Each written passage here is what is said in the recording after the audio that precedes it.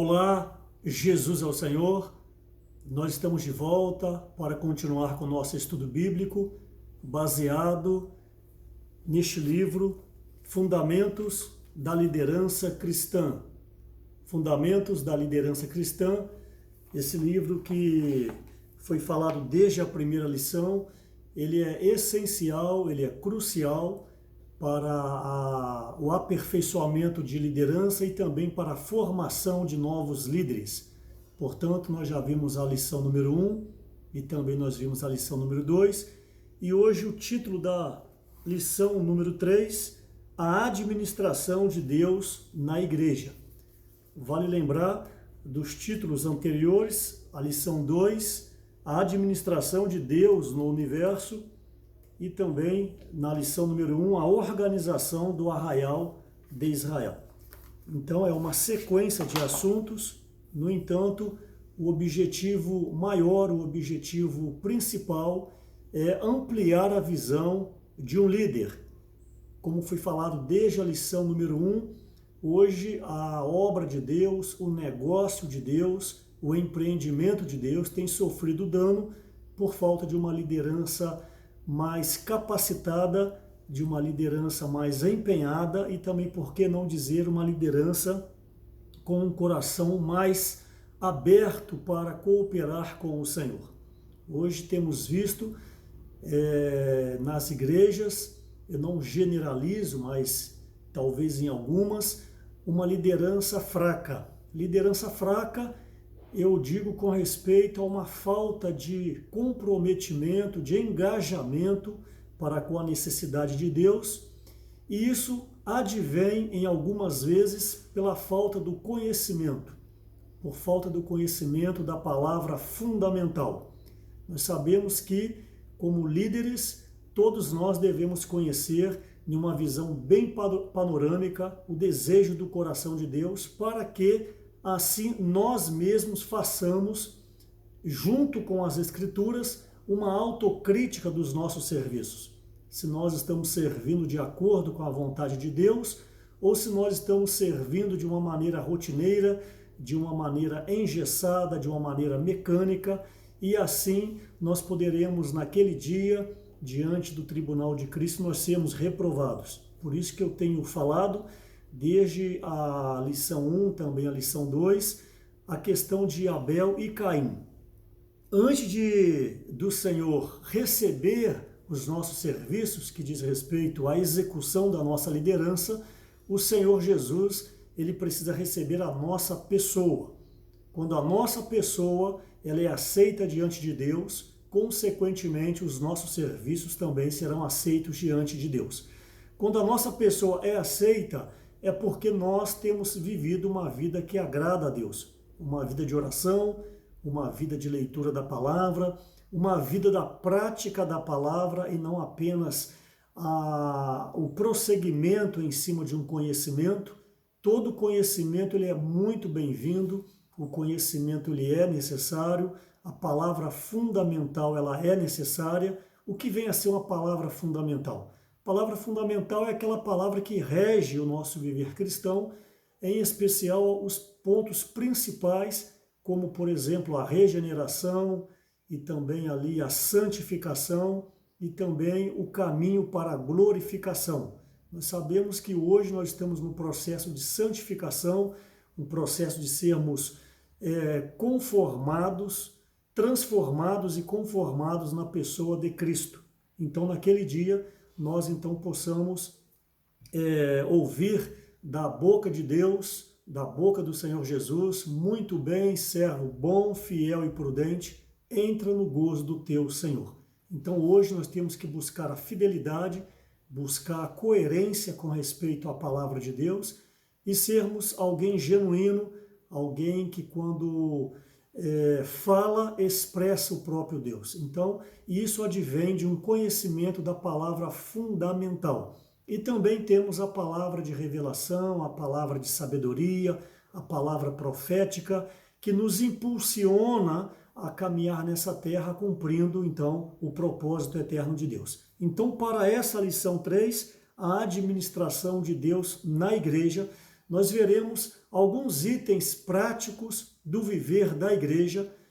Diga-se de passagem, jamais eu tenho aqui pretensão de esgotar algum assunto, porque a palavra de Deus sempre é nova e sempre ela está nos revelando ainda mais visões. O encargo nessa oportunidade, nessa lição 3, é abrir tão somente alguns pontos principais para que você tenha um pouco mais de base, um pouco mais de fundamento para conhecer então a necessidade de Deus. Na lição anterior, número 2, nós vimos a administração de Deus no universo.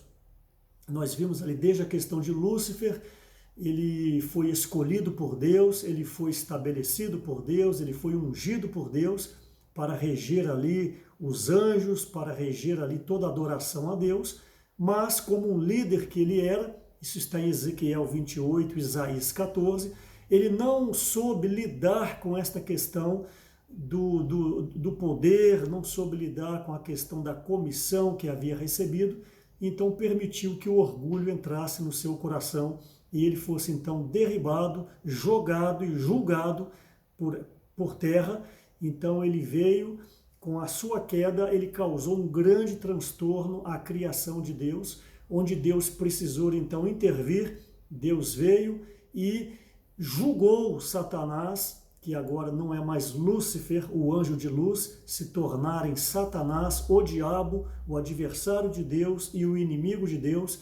Então toda essa terra foi subjugada e então as águas de julgamentos, elas cobriram toda a terra. Por isso então que você lê Gênesis capítulo 1, versículo 1 e Gênesis capítulo 1, versículo 2, você vê ali um vácuo, um lapso de tempo de milhares, centenas de milhares de anos, que obviamente nós não conseguimos precisar. Mas esse vácuo diz respeito ao julgamento, onde Deus inundou toda a terra com água. Então Deus vem e começa a recriação dessa terra, onde ali não foi o princípio de todas as coisas. Gênesis capítulo 1 é o princípio da recriação de Deus. O princípio de tudo, antes de haver qualquer coisa, Deus era o próprio Deus. Era o Pai, era o Filho e era o Espírito Santo. Por quê? Porque ele é o próprio Deus, então ele é antes de todas as coisas. Então, João capítulo 1, versículo 1, ali podemos dizer que é o princípio de todas as coisas, onde fala no princípio era o verbo, e o verbo estava com Deus, e o verbo era Deus. Mas Gênesis capítulo 1, a partir do versículo 2, começa a recriação de Deus, onde Deus então disse haja luz, e separa a porção seca, separa os mares, separa ali os oceanos. Então ali Deus restabelece a ordem na terra, e então no sexto dia ele vem e cria o homem à sua imagem e semelhança, e coloca dentro deste homem algo de Deus, um representante de Deus, coloca a eternidade no coração do homem, de acordo como já vimos Eclesiastes capítulo 3, versículo 11. Então a partir dali, Deus deseja dar a liderança, a autoridade dele para o homem, porque ele tinha ali a perspectiva, a expectativa que este homem criado à sua imagem e semelhança pudesse subjugar Satanás e retomar o governo da terra para Deus, porque havia sido usurpado por Lúcifer um governo paralelo, um governo ilícito.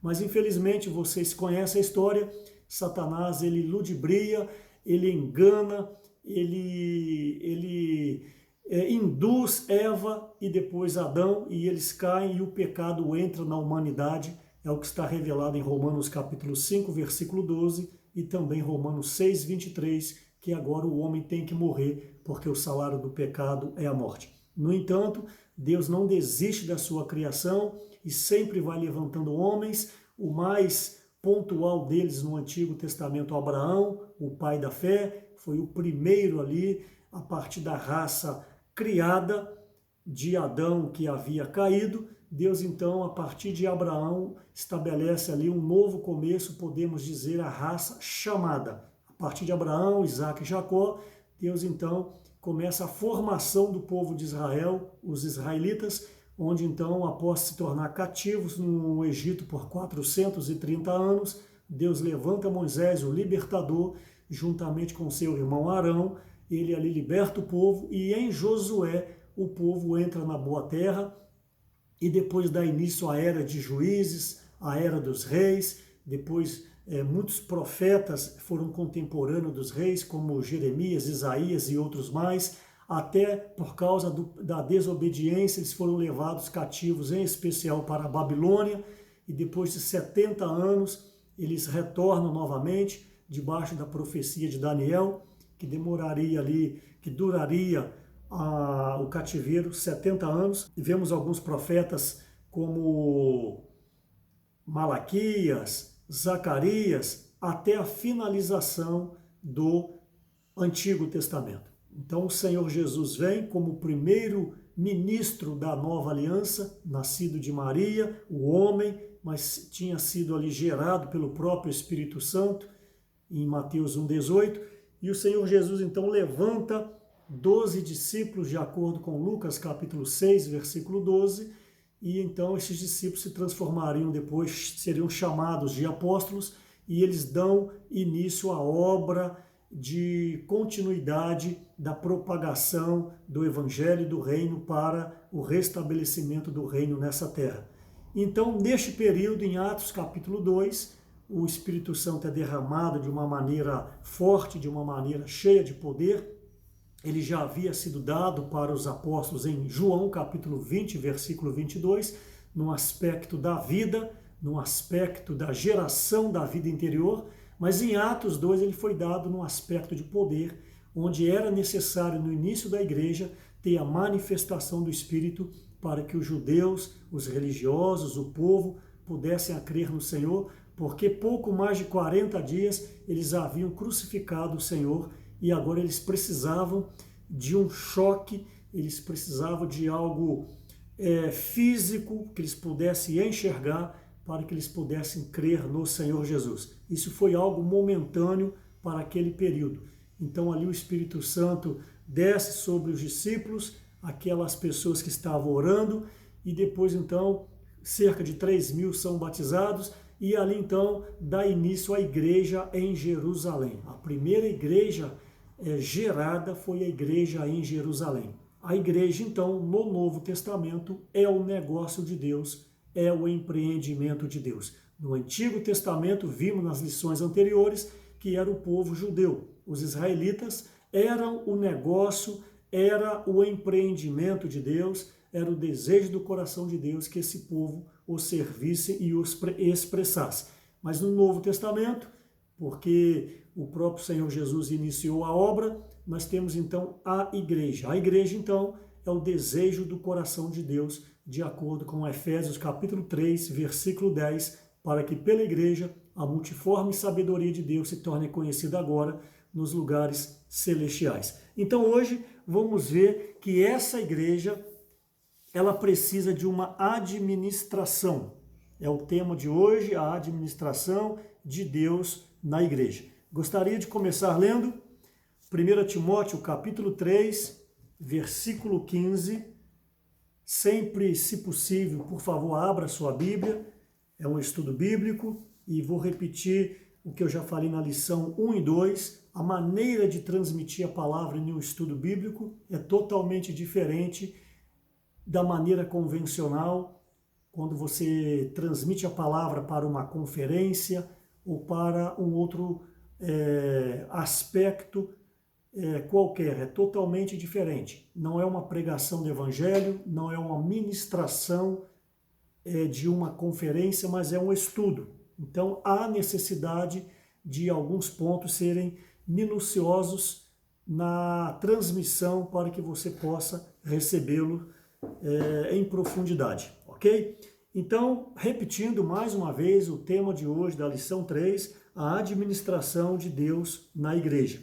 1 Timóteo capítulo 3, versículo 15 diz: para que se eu tardar, Paulo falando para Timóteo, para que se eu tardar, fiques ciente de como se deve proceder na casa de Deus, que é a igreja do Deus vivo, coluna e baluarte da verdade. Vejam bem, para que se eu tardar, fiques ciente de como se deve proceder na casa de Deus, que é a igreja. Então, o que é a igreja? A igreja não é um templo, a igreja não é, me permita dizer, uma casinha com uma cruz em cima, como nós aprendemos desde criança na escola, quando alguém falava assim, desenha uma igreja, você desenhava uma casinha bonita, uma janelinha, uma portinha e uma cruz em cima. Isso não é igreja. Igreja, ela é a casa do Deus vivo. Isso aí, no máximo, você pode chamar de templo. Depende depende a religião. Se é cristão, chama de templo. Se é um muçulmano, se é um judeu, vai chamar de mesquita, vai chamar de sinagoga, mas só não é igreja, porque a igreja é um organismo vivo. A igreja é a reunião dos filhos de Deus, a igreja é a associação, me permita esse termo, que não é tão adequado para isso, mas é a junção de todos os cristãos, de todas as pessoas que foram regeneradas. Então, esse ajuntamento leva o nome de igreja. Só há uma igreja em todo o mundo. E essa igreja é o corpo de Cristo. Em outras oportunidades, nós poderemos falar sobre isso. Então, o que é a igreja? Igreja é o corpo de Cristo. O que é a igreja? A igreja é a casa de Deus. Então, a igreja não é uma coisa, muito menos uma casa de lajota de alvenaria. Igreja é a casa de Deus. E como Deus é espírito, obviamente também a igreja é espiritual. Ela, porém, se manifesta nessa terra, é o que nós vamos ver um pouco hoje sobre a sua administração. Então a igreja é um ambiente, é uma esfera, é um lugar onde Deus exerce a sua autoridade, onde Deus exerce o seu governo. Então a igreja é um lugar, não necessariamente físico, como eu disse, onde Deus exerce a sua vontade, onde Deus exerce a sua autoridade, onde Deus exerce o seu governo, onde tudo precisa expressar o próprio Deus. Repito, Efésios 3:10, para que pela igreja a multiforme sabedoria de Deus se torne conhecida agora. Então é na igreja que a multiforme sabedoria de Deus se tornará conhecida. E como nós estamos falando hoje da administração de Deus na igreja, essa igreja necessariamente precisa de um governo. Se não há um governo, não há uma autoridade. Todo lugar onde tem um governo firme, tem uma autoridade firme. E o contrário também é semelhante. Quando tem autoridade, existe um governo. Por que que os chamados países de primeiro mundo, eu não digo na totalidade, porque o homem, o ser humano, ele está debaixo do governo humano, que é corrupto, porque Satanás domina, mas nesses países chamados de primeiro mundo, por que que a lei ela funciona um pouco mais? Porque ali existe um governo, ali existe uma autoridade que faz valer a lei.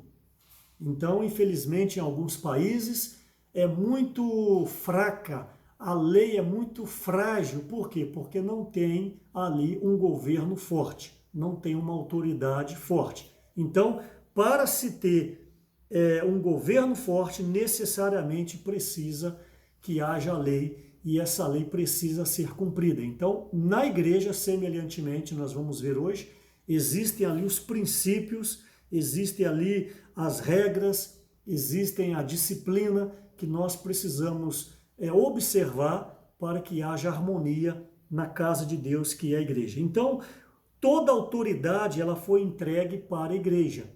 E diga-se de passagem, reforçando que essa igreja somos nós. Por exemplo, em Lucas capítulo 1, eu gostaria de fazer menção no Evangelho de Lucas, capítulo 9, aliás, versículo 1. Tendo Jesus convocado os 12 apóstolos, deu-lhes poder e autoridade sobre todos os demônios e para efetuarem curas. Então, quando o Senhor enviou os seus discípulos, que também chamavam-se apóstolos, Deus, na pessoa de Jesus, transmitiu, confiou a eles a sua autoridade.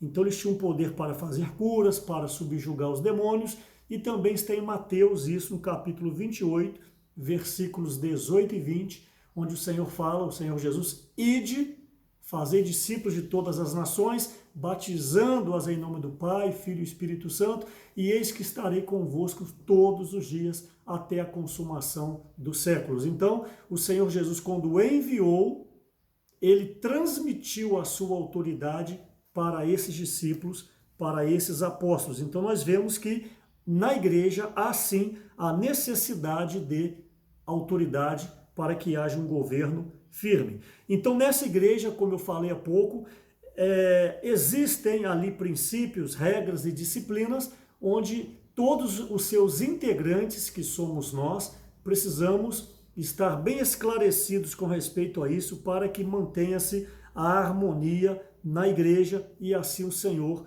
ele seja expressado. Ok? Então, na igreja, nessa casa de Deus, para que mantenha-se essa logística harmônica, precisa ter o princípio do conhecimento de autoridade e submissão. São dois itens que o homem natural, o que é o homem natural? O homem natural é aquele que vive por si mesmo, é aquele que não vive na dependência do espírito. Ele é cheio do eu, cheio do ego, autoconfiante, ele acha que ele pode todas as coisas sem o Senhor, então ele é um homem que vive na esfera anímica, é um homem que vive nos seus pensamentos terrenais, mas quando a necessidade chega, ele vai clamar ao Senhor, porque ele vê que de fato ele não pode nada. Isso é muito corriqueiro, eu não estou aqui generalizando, na pessoa mais jovem. Quando a pessoa é mais jovem, ela tem o vigor físico, ela tem a força física, ela tem disposição para fazer as coisas, trabalhar, estudar, o lado intelectual mexe muito com os jovens, então geralmente alguns jovens são muito seguros de si. Mas quando esse jovem começa a ficar mais maduro, chegando aí em uma idade de 35, 40, 45 anos, vai tendo a visão do que é a vida, do que é o mundo. Então essa pessoa, em geral, ela vai baixando um pouco aquela questão da soberba, do orgulho, e vai vendo que necessariamente precisa se voltar ao Senhor. Por isso que o jovem, repito, eu não estou generalizando, nós respeitamos muito os jovens e a igreja precisa dos jovens, a igreja sem os jovens não consegue levar a cabo a vontade de Deus. Mas por isso que alguns jovens são muito impetuosos. Por quê? Porque são seguros de si. Mas vai chegar um momento da sua vida que ele vai começar a refletir e ele vai ver que as coisas não são assim, que tudo nós precisamos do Senhor. Então, essa questão de autoridade e submissão, ela não é bem-vinda, ela não soa bem para a pessoa natural, como eu expliquei há pouco.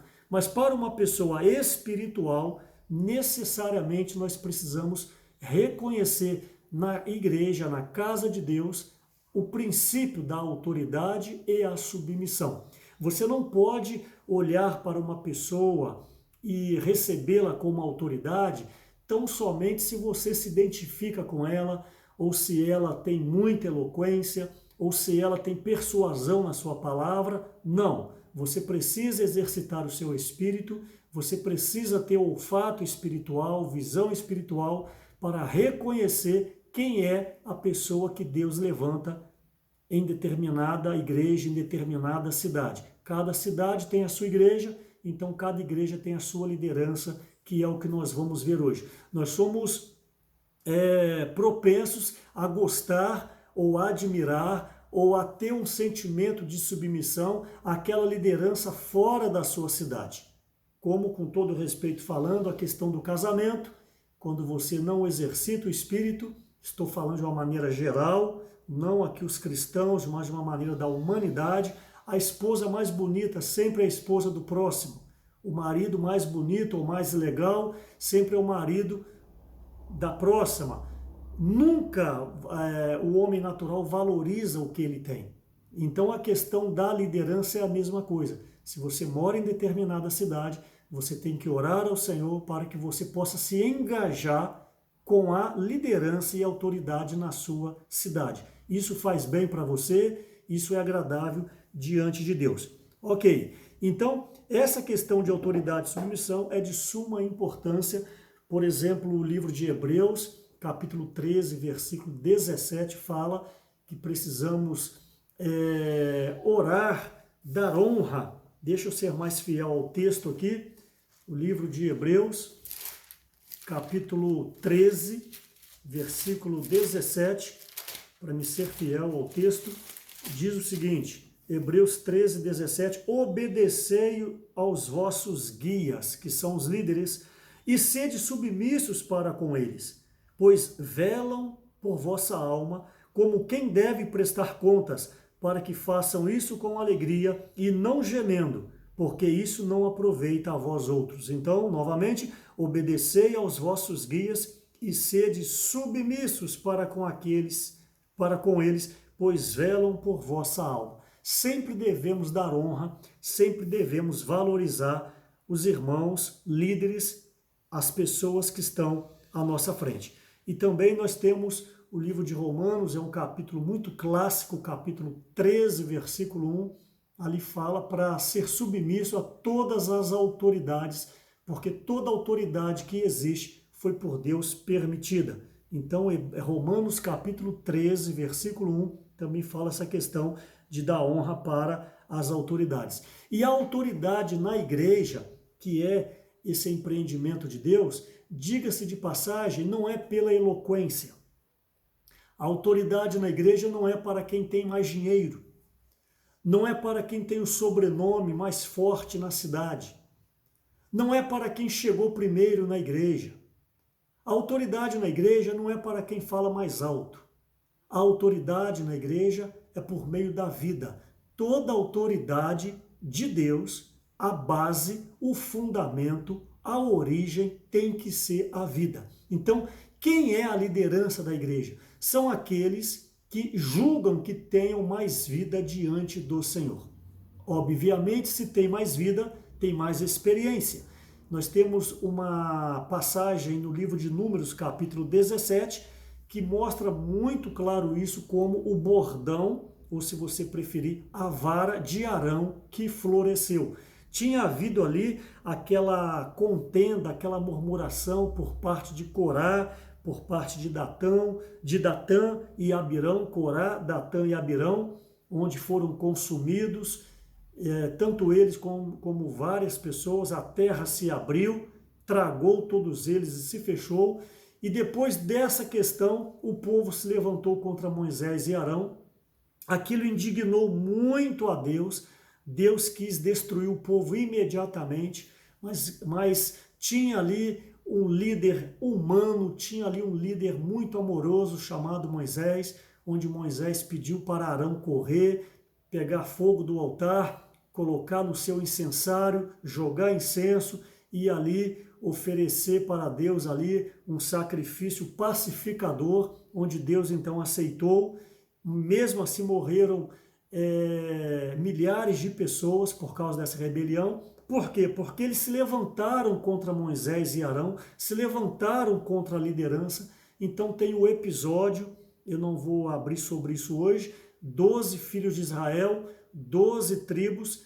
Deus então manda Moisés e Arão ali pegar cada tribo, pegar uma vara de amendoeira e escrever o nome de cada tribo. E seria que no próximo dia aquela vara, aquele galho seco que gerasse gomos, que florescesse, que desse amêndoa, aquela tribo ou aquela casa seria o líder. E de quem que floresceu? A vara da tribo de Levi, o bordão de Levi, que era representado por Arão. Então confirmou a liderança que já existia, a liderança de Arão. Então nós não podemos incorrer no erro de ofendermos a Deus pela não observância de liderança. Então, Números 17 mostra que a autoridade, a liderança vem pela vida. Essa vara, esse bordão, que estava seco, estava morto, pela intervenção divina ele floresce. Então ali ele gerou vida. E ali então mostrou que a autoridade era de fato a tribo de Levi na pessoa de Arão. Então um princípio bíblico que você líder, você que está sendo aperfeiçoado por meio desse estudo bíblico, você que pleiteia servir em alguma área da igreja na liderança, ganha esse princípio em nome do Senhor Jesus. A autoridade, a liderança é por meio da vida. Quanto mais vida você tem, mais líder você será. Quanto mais presença do Espírito, mais respeito você vai ganhar por parte dos irmãos e das irmãs na igreja. A autoridade não é por imposição. A autoridade, estou repetindo o que eu já falei, não é para quem fala mais alto. A autoridade é pela vida e a igreja reconhece quem é a autoridade. Não precisa ficar falando, esse é o líder, aquele é o líder. A congregação, a igreja, o rebanho reconhece quem é a autoridade. Ok? E no nosso serviço, nós precisamos então lembrar que sempre vai haver alguém sobre nós. Mesmo que você seja um líder, por exemplo, da juventude, um líder de jovens, um líder de serviço de criança, um líder de serviço de mulheres, sempre haverá alguém sobre você. Mesmo que você seja líder, mas há alguém sobre você, que vamos ver daqui a pouco quem são essas pessoas. Ok? Honrar as lideranças representativas, como eu falei em Romanos 13, que todo mundo deve obedecer às autoridades. Honrar essas lideranças é honrar o próprio Deus. Eu faço menção de 1 Samuel, capítulo 8, versículo 6, depois você pode ler, 1 Samuel 8, 6, quando o povo indiretamente rejeita Samuel e seus filhos, que eram juízes, ali na época do Antigo Testamento, o povo pede um rei. Então Samuel, muito entristecido, muito chateado, ele levou essa petição até Deus, e Deus então disse que eles não haviam rejeitado Samuel, eles haviam rejeitado o próprio Deus. Ao rejeitar o próprio Deus, eles ali então pediram que fosse estabelecido um rei sobre eles.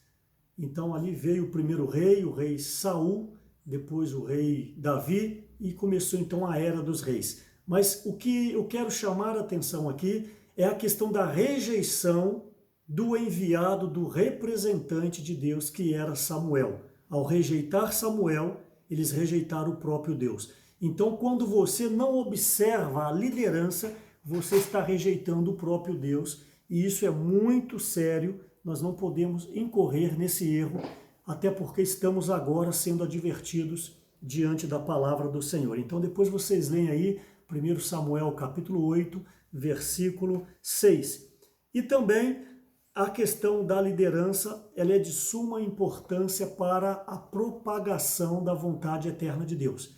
Nós vemos ali um exemplo bem clássico de Josué. Moisés, como eu falei há pouco, ele foi levantado para ser o libertador do povo, e de fato ele conseguiu isso junto com Arão, mas quem deu a entrada na boa terra de Canaã foi Josué. Josué não foi uma pessoa qualquer. Josué, ele andava com Deus, Josué, ele andava com Moisés, Josué temia as palavras que Moisés transmitia, aquela que o próprio Deus falava face a face, boca a boca com ele, tanto no monte, tanto na tenda da congregação. Josué era alguém íntimo de Moisés. Josué, onde quer que Moisés estava, sempre que possível ele estava junto. Diferentemente, quando Moisés subia no cume do monte para que Deus falasse com ele, ali ninguém poderia estar junto. Mas sempre que tinha possibilidade, Josué estava junto.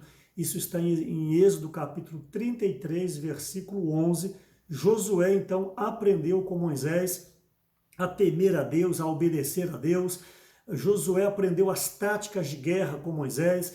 Josué foi alguém, de fato, um braço direito de Moisés. Então, um princípio para um líder. Quanto mais você honra quem está à sua frente, mais usado você será. Jamais alguém que desonra uma autoridade poderá ser um líder. Se você almeja um dia ser um grande líder de Deus, mas não um almejar com orgulho, um almejar com ambição, mas um almejar para ser mais útil a Deus. Se você tem esse desejo de servir, né, ao episcopado, você hoje precisa obedecer às lideranças, honrar as lideranças, apoiar as lideranças, e um dia, por certo, Deus vai usá-lo como um grande líder na obra de Deus.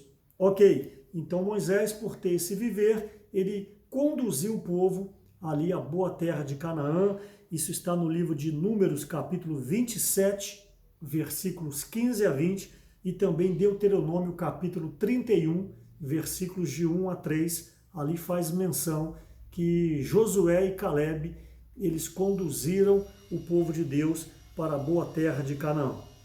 Ok, a administração de Deus no Novo Testamento, ela está em 1 Coríntios capítulo 12, nós já lemos esse texto em lições anteriores, 1 Coríntios capítulo 12, versículo 28, porque nós precisamos entrar na administração de Deus na igreja.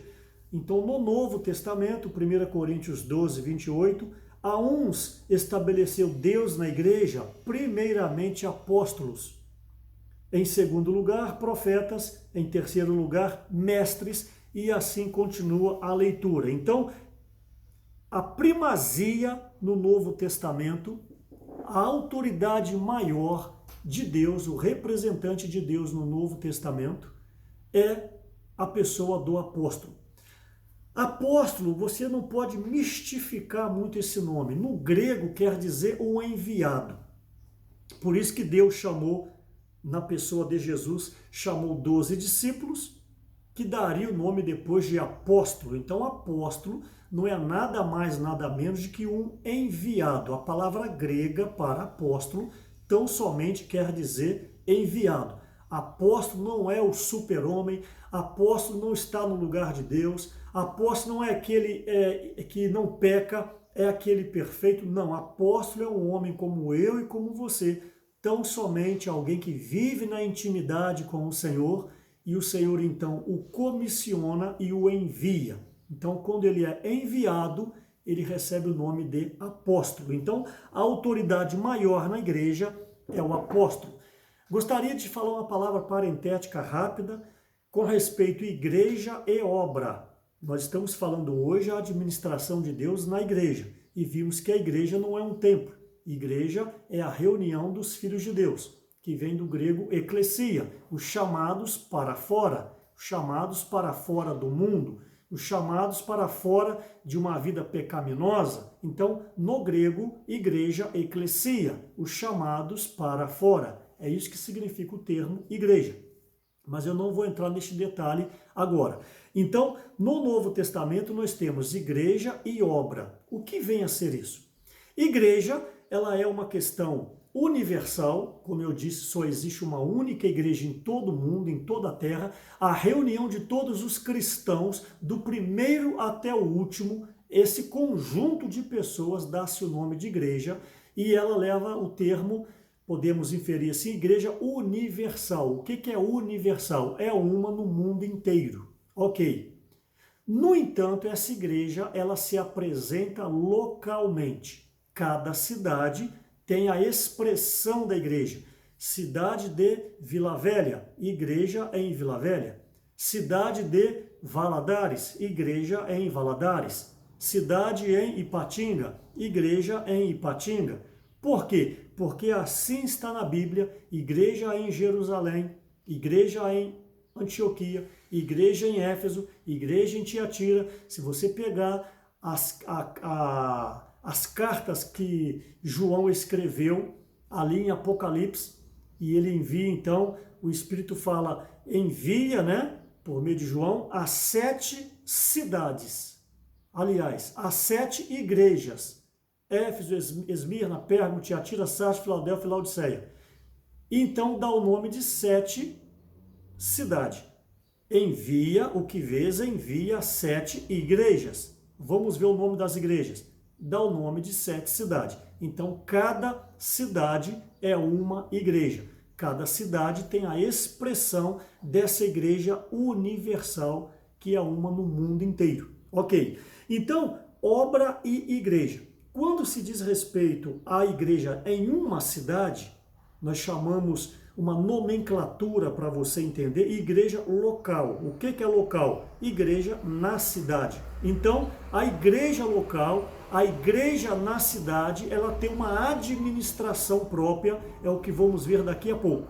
Quando essa obra de Deus sai extra localidade, extra cidade, ela dá o nome de obra. Por quê? A obra de Deus é uma, o empreendimento de Deus é um, o negócio de Deus é um. Então, localmente, a cidade, existe uma igreja, que são os cristãos daquela cidade, que é separado pelo limite da cidade, a prefeitura daquela cidade, para você entender. Ali existe um governo, que vamos falar daqui a pouco, que este governo são os presbíteros. Vamos falar daqui a pouco. Quando sai dessa cidade, dá-se o nome de obra. Por que obra? Porque já começa a tomar um vulto mais abrangente. Então não existe presbítero universal. O presbítero ele é local. Ele administra a igreja na sua cidade. Quando muda de cidade, já tem outro grupo de presbíteros. Então a igreja em Jerusalém tinha os presbíteros da igreja em Jerusalém.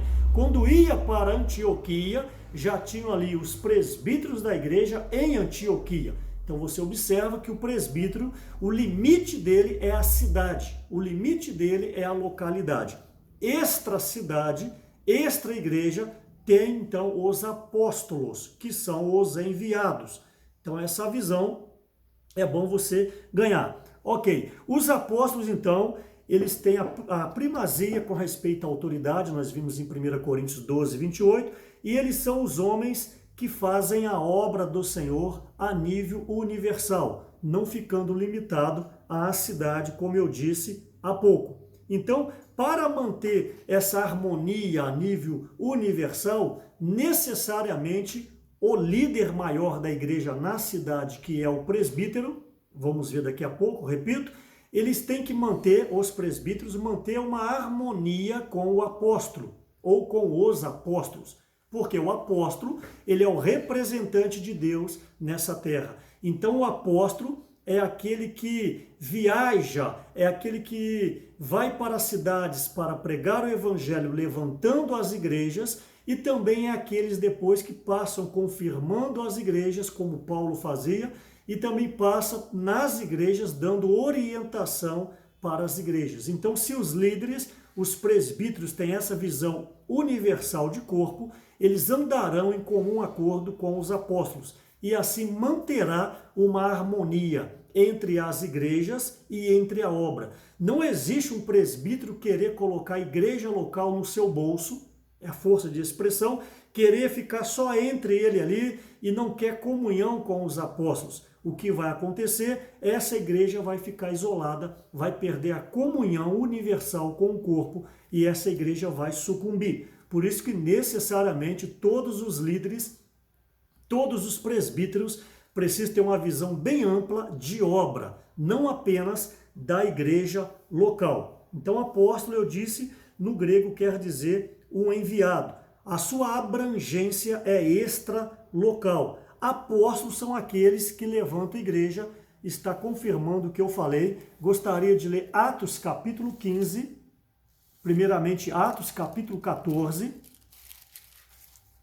São muitos pontos para falar, por isso que, mais uma vez, lhe encorajo a você adquirir esse livro, desfrutar deste livro.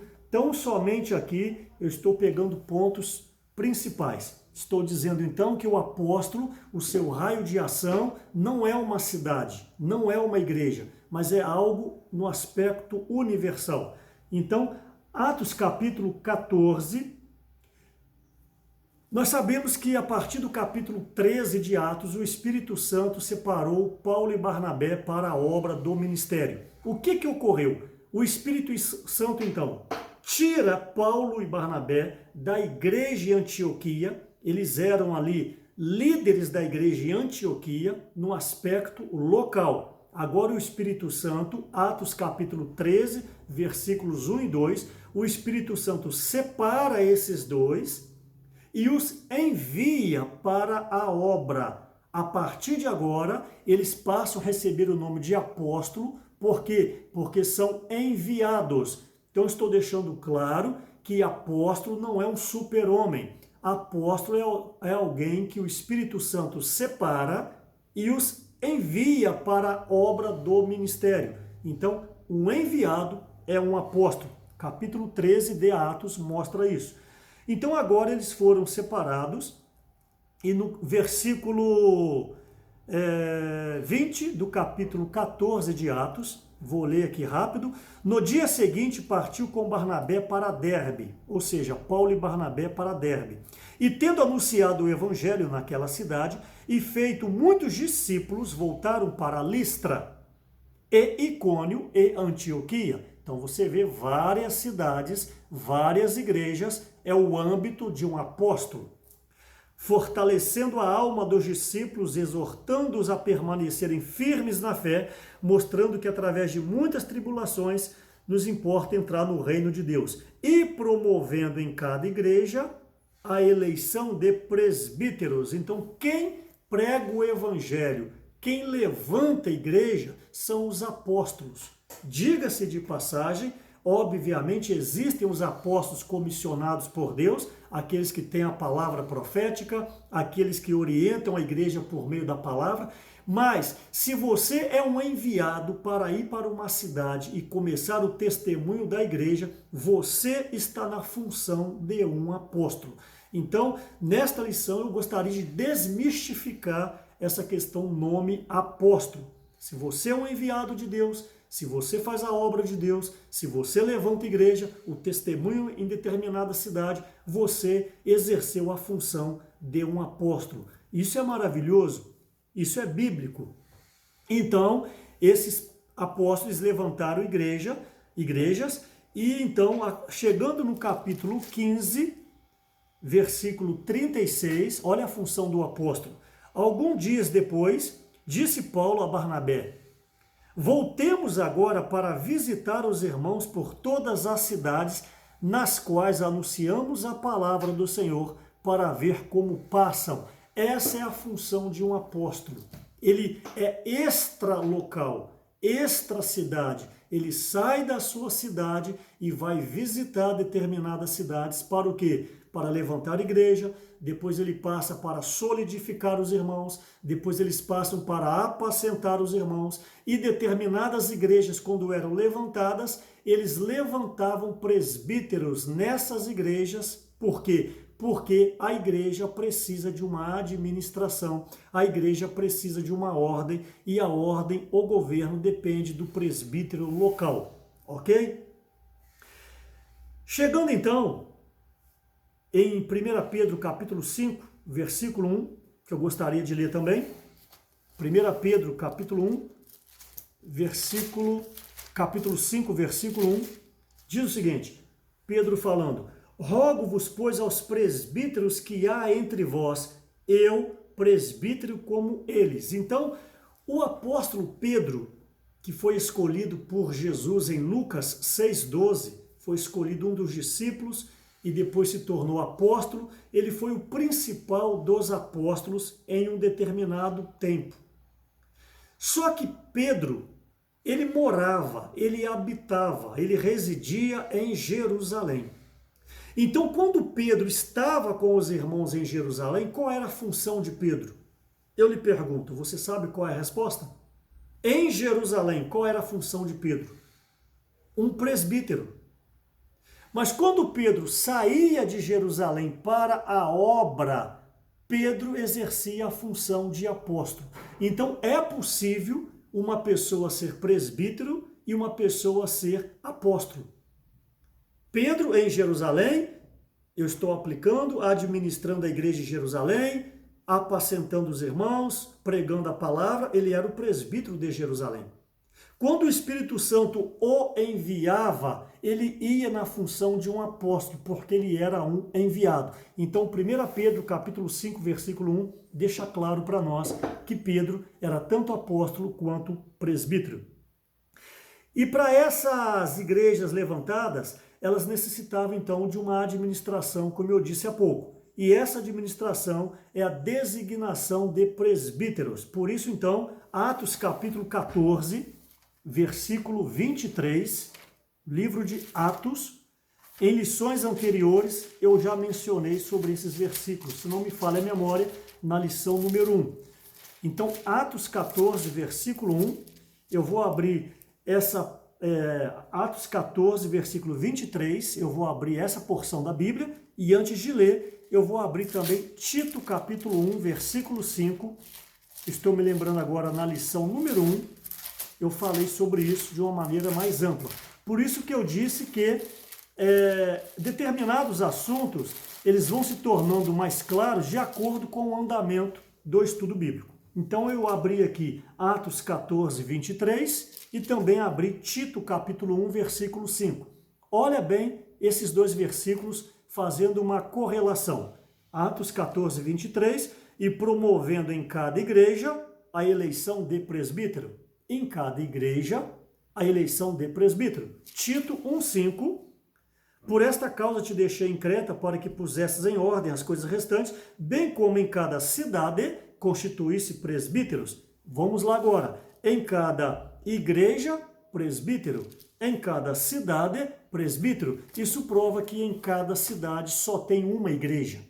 Então, a cidade de Castelo tem a igreja em Castelo. Cidade de Timóteo tem a igreja em Timóteo. Cada cidade, perante a Bíblia, só pode ter uma igreja. Quem é essa igreja? A reunião, o ajuntamento de todos os regenerados naquela cidade. Eles fazem parte da igreja com o nome daquela cidade. E essa igreja, então, precisa de presbíteros, para que os presbíteros possam levar a cabo a ordem, a autoridade e o governo. E todos os liderados, todos os demais irmãos, todo o restante do rebanho precisa ter essa visão clara para que se mantenha a harmonia. Em 1 Timóteo capítulo 3, ali mostra para nós os requisitos para estabelecer um presbítero.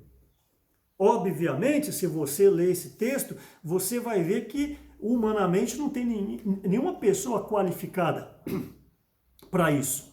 Então, há a necessidade de um aperfeiçoamento, há uma necessidade de continuar buscando a santificação, há uma necessidade de não desanimar, de perseverar. Essa é a nossa atual situação hoje, mesmo que não sejamos talvez tão adequados, mas nós estamos prosseguindo e um dia, por certo, o Senhor nos aperfeiçoará, nos transformará e seremos moldados a Cristo. Então, 1 Timóteo capítulo 3 fala aqui dos requisitos para ser um presbítero. Por exemplo, versículo 2 de 1 Timóteo 3, é necessário, portanto, que o bispo, por que bispo? Já vimos isso em lições anteriores. Presbítero vem do grego ali, ancião, que quer dizer a pessoa mais madura. Quem é o presbítero? É o ancião. Quem é o ancião? É a pessoa mais madura, não necessariamente em idade, mas necessariamente em vida, é o que eu falei há pouco, que a autoridade é pela vida, Números capítulo 17. Então, o presbítero é o ancião, é a pessoa, e a função desse presbítero é supervisionar, que está em Atos 20 e 28, está traduzido para bispo. O que quer dizer bispo no grego? Bispo quer dizer um supervisor. Então a pessoa é o presbítero, é o ancião. E a função é supervisionar o rebanho, que é o bispo. Então a pessoa, presbítero, função é bispo. Então o bispo não é uma outra nomenclatura, não é uma hierarquia, não é uma outra classe de pessoas. Bispo tão somente é a função do presbítero. Isso está em Atos 20, versículo 28. O primeiro item, então, é um presbítero para ser eleito, ou ser chamado, ou ser convocado, ou ser levantado, ele precisa ter vida. E aqui no capítulo 3 de Timóteo, obviamente eu não vou ler todo ele, aqui diz muitas coisas, não pode ser dada ao vinho, porque o vinho tira a sobriedade, o vinho engana, o vinho manipula, o vinho tira o senso crítico, o que é de Deus, o que não é de Deus. Você precisa ter um espírito bem trabalhado, bem afiado, bem sensível, por isso então que não poderia ser dado ao vinho. Ah, mas eu bebo só um pouquinho. Isso é uma questão particular sua, que nós não vamos entrar nisso, mas hoje é um pouquinho, amanhã 2 pouquinhos, depois da manhã 3 pouquinhos e daqui a pouco você perde a sobriedade. Então o ideal, de acordo com o Nazireu, em Números capítulo 6, não podia passar nem perto da plantação de uva, não podia passar perto da vinha. Porque para você manter a sua sobriedade espiritual. Então não dada ao vinho, versículo 4, aqui diz para governar bem a própria casa, criando os filhos sob disciplina, com todo respeito, pois se alguém não sabe governar a própria casa, como cuidará da igreja de Deus? Princípio, a casa você governa, a igreja você cuida. Não adianta você não ter uma vida familiar adequada e querer colocar moral para os irmãos na igreja.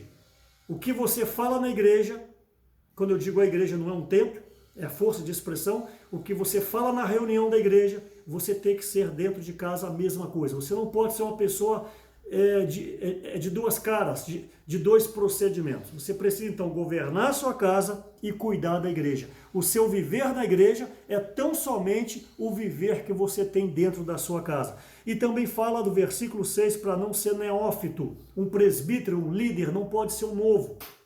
Por isso que não adianta, não importa se aparece um jovem de repente, ganhou o Senhor ontem, ele é muito eloquente, conhece, sabe da oratória, sabe falar, é cativante. Você não pode conduzir uma pessoa dessa liderança porque não tem experiência humana.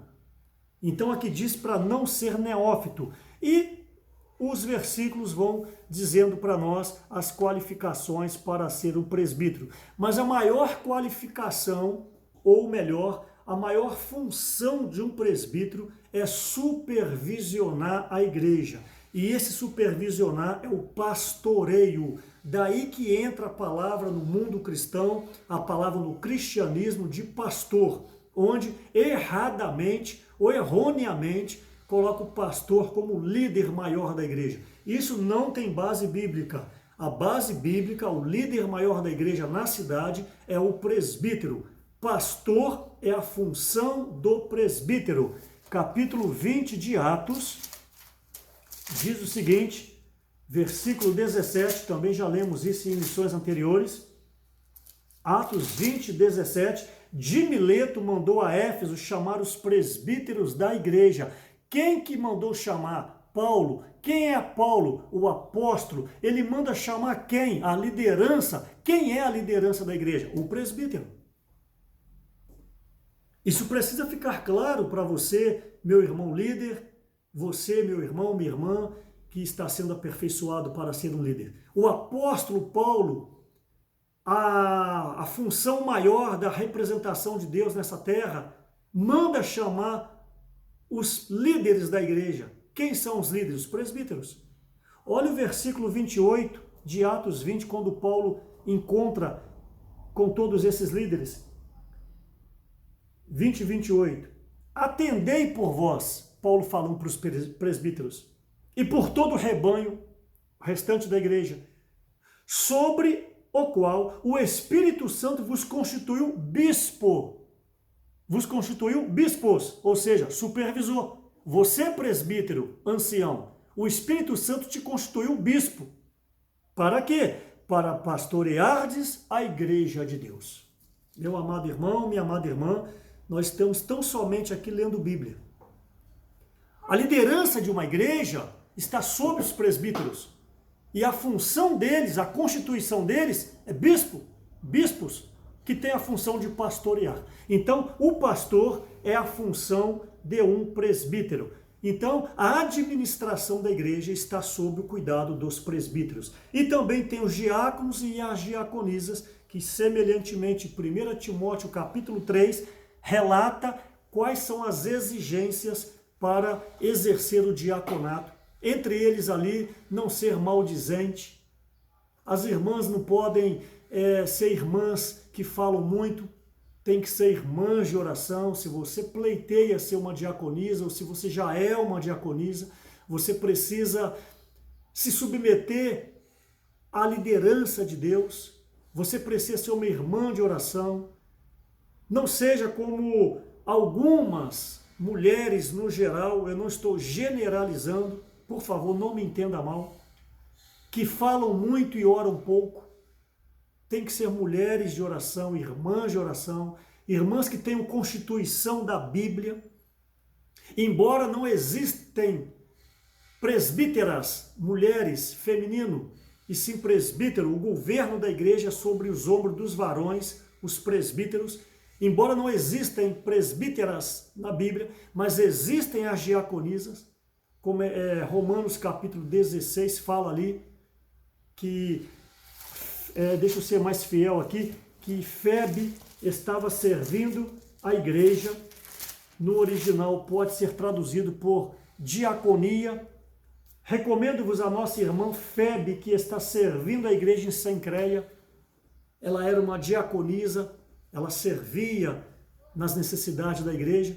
Então as irmãs que pleiteiam ou já são diaconisas têm que ser irmãs de oração, falar menos e orar mais. Semelhantemente os irmãos, os diáconos, precisam ter a mesma visão do presbítero, o mesmo sentimento do presbítero. Me permita no Antigo Testamento, é como se Moisés fosse um presbítero e Josué fosse um diácono.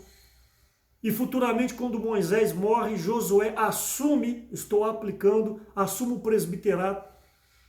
Por quê? Porque foi uma vida de aperfeiçoamento, uma vida de crer na liderança. Ele cria em Moisés.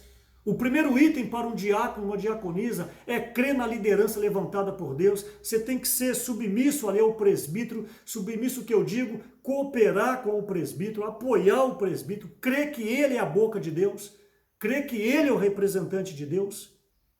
Tudo isso são princípios que nesse estudo bíblico você precisa aprender, para que você possa ser um grande homem e uma grande mulher, alguém que servem ao Senhor. No livro de Atos, capítulo 6, versículo 3, ali foi pedido para estabelecer, levantar 7 homens de boa reputação.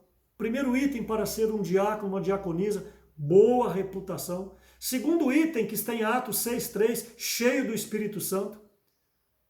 Cheio do Espírito Santo deveria vir primeiro aos nossos olhos, mas aos olhos de Deus, primeiro é o vaso. Tem que ser um vaso que tem uma boa reputação, um bom testemunho, porque o Espírito Santo depois o enche. Então seja uma pessoa que tenha peso no falar, não seja uma pessoa leviana, seja um homem, seja uma mulher que conheçam as palavras fundamentais da Bíblia, tenham um viver de oração. Então o Espírito Santo poderá constituir vocês bispos, diáconos e diaconisa, que vocês então podem servir a igreja cooperando com os presbíteros. Então termino essa lição aqui, reforçando que Deus tem uma administração neste universo, e no Novo Testamento é a igreja, e Deus então precisa que a igreja tenha ordem, tenha governo e tenha autoridade, e que a autoridade maior no Novo Testamento são os apóstolos. Os apóstolos não são locais, eles são extralocais, eles são aqueles que viajam, eles são aqueles que vão para as regiões, para as micro-regiões, eles cuidam de um grupo de igreja, eles levantam igreja nas cidades, eles têm a autoridade maior.